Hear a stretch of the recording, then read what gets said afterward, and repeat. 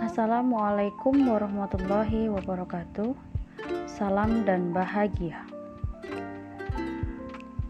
10 bulan sudah sejak COVID-19 ditetapkan sebagai pandemi oleh WHO dan disusul oleh pemerintah Indonesia. Selama itu pula telah banyak korban jiwa yang disebabkan karena terinfeksi virus tersebut. Segala upaya telah dilakukan oleh pemerintah dalam mencegah laju penyebaran COVID-19. Beragam kebijakan telah ditetapkan, mulai dari penerapan pembatasan sosial dan fisik, pembatasan aktivitas di luar rumah dengan menetapkan kebijakan bekerja dan belajar dari rumah, hingga pembatasan sosial berskala besar atau PSBB di beberapa wilayah yang memiliki tingkat penularan yang tinggi. Kebijakan-kebijakan tersebut tentu mempengaruhi seluruh sektor kehidupan, terutama sektor ekonomi dan pariwisata. Keduanya hampir lumpuh total, banyak orang kehilangan pekerjaan dan penghasilan. Oleh karena itu, pemerintah mulai memikirkan kebijakan baru sebagai jalan untuk mencegah laju penularan COVID-19, namun tetap produktif, sembari menunggu vaksin yang sedang diupayakan oleh pemerintah Indonesia.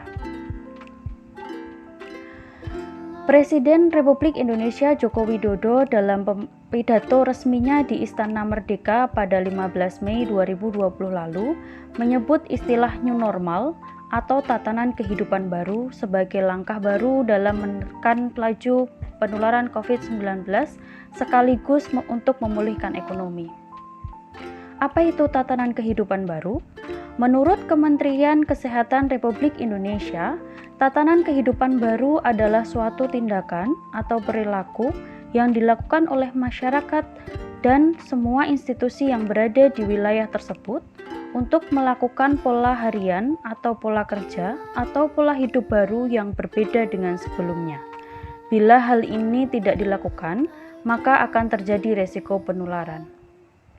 Tujuan dari tatanan kehidupan baru adalah agar masyarakat tetap produktif dan aman di masa pandemi.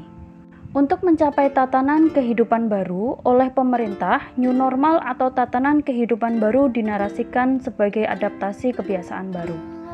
Adaptasi kebiasaan baru ini dimaksudkan agar kita bisa bekerja, belajar, dan beraktivitas dengan produktif di era pandemi COVID-19, namun tetap aman dan terhindar dari resiko penularan. Ini tentu akan terwujud jika kita beradaptasi dengan kebiasaan baru, yaitu disiplin hidup sehat dengan menerapkan protokol kesehatan secara ketat. Kebiasaan baru untuk hidup lebih sehat harus terus-menerus dilakukan agar terbentuk menjadi norma dalam kehidupan sehari-hari. Norma ini yang kemudian akan membentuk tatanan kehidupan baru yang lebih baik. Di manakah kita harus menerapkan adaptasi kebiasaan baru? Kita dituntut untuk mampu mengadaptasi atau menyesuaikan kebiasaan baru dimanapun kita berada, seperti di rumah, di kantor, di sekolah, di tempat ibadah, dan juga di tempat-tempat umum seperti terminal, pasar, mal, dan tempat wisata.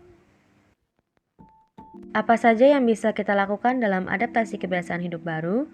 Menurut Komite Penanganan COVID-19 dan Pemulihan Ekonomi Indonesia, hal yang paling utama yang bisa kita lakukan dalam adaptasi kebiasaan baru ini adalah tetap di rumah dan hanya keluar bila memang dibutuhkan. Ini penting terutama bagi orang yang beresiko tinggi, termasuk orang lanjut usia, dan yang memiliki riwayat penyakit jantung, tekanan darah tinggi, diabetes, dan paru. Siapapun yang merasa sakit harus tetap di rumah dan mencari pengobatan bila gejala memburuk. Selain itu, ada 5 langkah yang bisa kita lakukan. Pertama, selalu gunakan masker saat keluar rumah. Kenapa? Karena kita mungkin membawa virus tetapi kita tidak memiliki gejala atau hanya gejala ringan, sehingga bisa menularkan kepada orang lain. Tapi, masker harus digunakan dengan benar ya. Pastikan masker menutupi hidung, mulut, dagu, dan hanya dipakai 1 kali saja. Masker kain dapat dipakai berulang kali setelah dicuci dengan deterjen. Tetapi, masker medis harus dibuang begitu kita sampai di rumah. Yang kedua, hindari menyentuh mata, hidung, dan mulut. saat menyentuh benda-benda yang sering disentuh oleh orang lain seperti pegangan pintu, uang, dan meja makan, tangan Anda bisa terpapar virus. Karena mata, hidung, dan mulut merupakan pintu masuk virus. Yang ketiga, selalu menjaga jarak kurang lebih 1 meter dari orang-orang saat berada di luar rumah. Kadang kita merasa tidak nyaman saat ada yang berdiri terlalu dekat, semisal saat kita mengantri. Jangan ragu meminta dengan sopan agar mereka menjaga jarak dengan mengatakan, "Maaf, tolong jaga jarak ya." Yang keempat, sering cuci tangan dengan sabun. Kita sudah sering mendengar hal ini, tapi pastikan kita melakukannya dengan tepat, selama minimal 20 detik dan selalu lakukan saat tiba di rumah atau di tempat tujuan. Saat di luar rumah, cairan pencuci tangan yang mengandung alkohol merupakan pilihan bila sabun dan air mengalir tidak tersedia. Yang kelima dan yang terakhir, selalu ikuti perkembangan informasi dan hanya ikuti sumber yang terpercaya. Setiap kali ada krisis, ada saja orang-orang yang selalu menyebarkan informasi palsu atau hoax yang membingungkan masyarakat dan membuat situasi menjadi lebih buruk. Nah, tidak mau kan selama pandemik ini kita hanya berdiam diri di rumah terus-menerus dan tidak melakukan aktivitas secara produktif?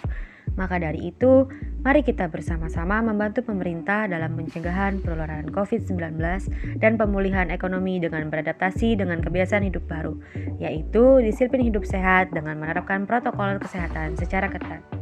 Terima kasih, salam.